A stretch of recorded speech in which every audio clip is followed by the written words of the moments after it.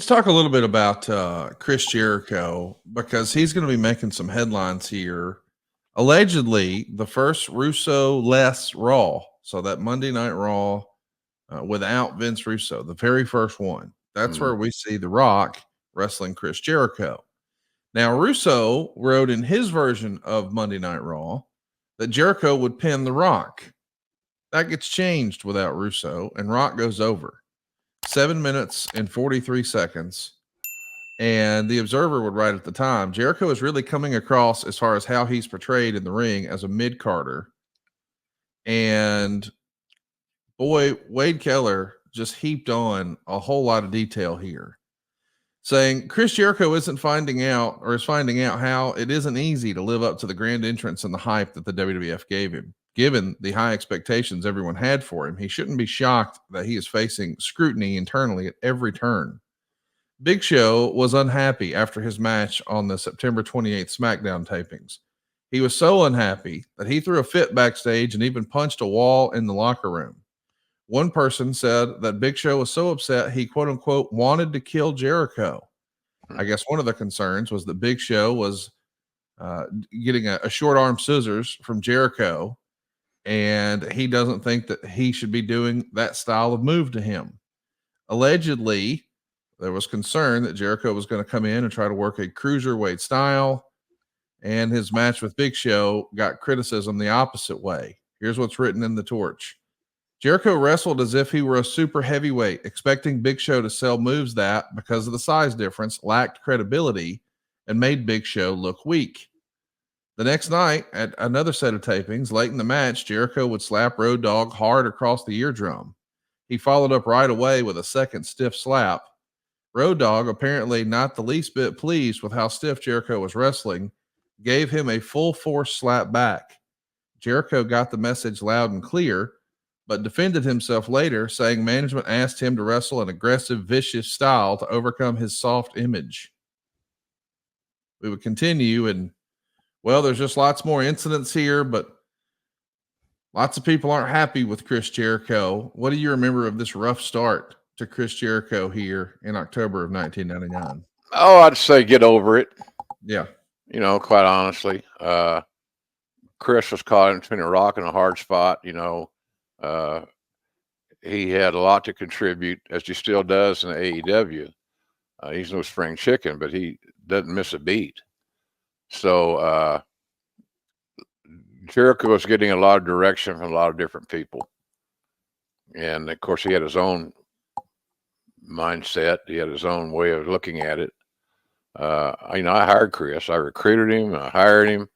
I just thought that his only downfall was going to be his height. He's great talent, especially in that early days of his career in the WWE. So I just say get over it, guys. Figure this shit out. It's fucking fiction. Make it work for you. And I can't tell you when to use a headlock or when to use a inside cradle or whatever. But I can tell you that if you guys don't get this shit together, Vince is going to get frustrated, and we're going to move on. And there's just no reason for us to get to that conclusion. So I was always in Jericho's corner. I still am to this very day. He's one of the when I go to work on these pay-per-views for AEW, and I see him. We always have time to talk to each other, have a laugh or two, go to catering or whatever, and enjoy each other's company. So he's always been an advocate of mine, and it's reciprocal. So that was the whole basic situation. You guys just got to get this past this shit, and let's get all on the same page and do what we do best, and that's entertain the people. I just thought that he was held at a standard that wasn't fair more often than not because of his height. Yeah. It certainly wasn't because of his ability to wrestle. Right. He could do flying stuff. He could brawl. He could chain wrestle. He had a great background all his years in Mexico and in England and so forth. He was just I thought a hell of a get for us, and I still do. And when he got hired by Tony Khan in AEW, I thought that was one of the smartest things that Tony could have done to help stabilize this roster, his new roster. And Chris has been a great addition ever since day one. And he calls most of his own shots now. And why not? Like I said, I've used this analogy before with Cowboy. Cowboy would hire top guys to come in because they would help Cowboy book their character. And if you get a talent to buy into their character and contribute creatively, you have a whole hell of a lot better chance of it working than not. So I'm a big Chris Jericho fan. I'm not real objective when it comes to this or that, his height or whatever. You know, I walked into a fight one time with Goldberg and Jericho was holding his own, and we broke it up. I remember vividly. Jericho got a front face lock on him, and I don't know that if he was afraid. I doubt that, but he was cautious. He maintained. When I got there, he had the front face lock on Goldberg and had it cinched in. And somebody said, "Well, he was scared to death." Well, I don't know, whatever the reason was, it worked because it bought him some time until the cavalry got there and broke it up. And then, of course, the subsequent talks, you guys got to get along, and we got to figure this shit out. And you know, what's the biggest issue? What's the biggest issue that we have with you two guys? Because somewhere down the road, that's a match you'd want to book. So it was a interesting time, to say the least, Connie. Interesting times.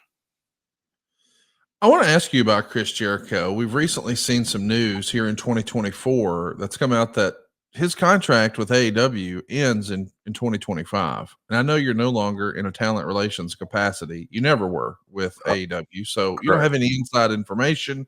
I'm just asking you to, in your professional opinion, your best guess as someone who knows Chris Jericho personally, do you think that we might see, much like we saw Sting's last match earlier this year, could we see Chris Jericho's last match in AEW next year?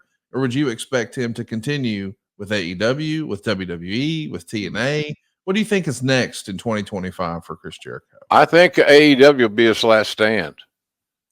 He's got lots of influence there. Like I said earlier, he pretty much books his own programs. He lays out his own matches, and why not? That's what you want. I'm all for that. I wish more talents would take a personal interest in what they're doing. And, you know, Chris has developed a relationship with Tony Khan that has been pretty substantial. So, and he's the kind of guy you want around. He's the kind of guy that you want you're as an office guy. He's the kind of guy you want in those roles. I see him talking to talents all the time. Young talents. They go to him and ask for advice, or what do you think of this, or should I be doing less of that, or whatever. And he's always, to my knowledge, been very willing to share his time and his expertise to some of these young kids. So I know he's helped make some guys. Darby Allin's a good example. You remember they had some matches on AEW television that were outstanding, and it gave Darby, it gave him a leg up. It gave him a jump start on his career. And Chris put him over. It's like Jericho's never been one to not put somebody over if it was the right thing to do. Sometimes you get into a situation where you don't know what's right and what's wrong. Is this the way we should go with this deal? Should he put him over? Should he not put him over? All that stuff. So Chris has just always been real good. He's an MVP in my view at AEW, without question. There's just no doubt about that. And I love working with him. And I love seeing how he works with other talents, as I mentioned. It's invaluable, and they listen to him because he's been there and done that. And that's important to me. That's where they get their learning. I will learn you, darn you. So good stuff, man. He's a very valuable asset to the company. He can always go out and have a great match as a baby face or a heel. he can work with anybody and make them look better than they actually are. And even though he's not a spring chicken, he stays in great shape. He's just he's a keeper.